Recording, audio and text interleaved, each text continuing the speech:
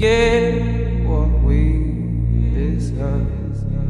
Habari ndugu wa Tanzania, leo tumetembelea katika mradi wetu uliopo Chawa karibu na ukuta wa Ikulu ya Chamwino, Dodoma.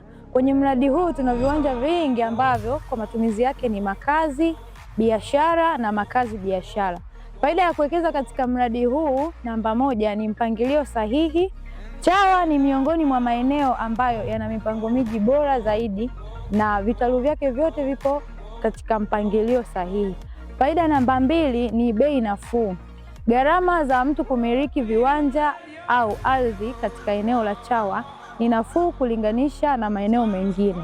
Faida namba tatu ni jitihada za serikali kuboresha miundombinu mbalimbali kama vile maji, umeme na barabara. Karibu katika eneo la Chawa uwekeze, karibu uwekeze na Mevity. Bye bye.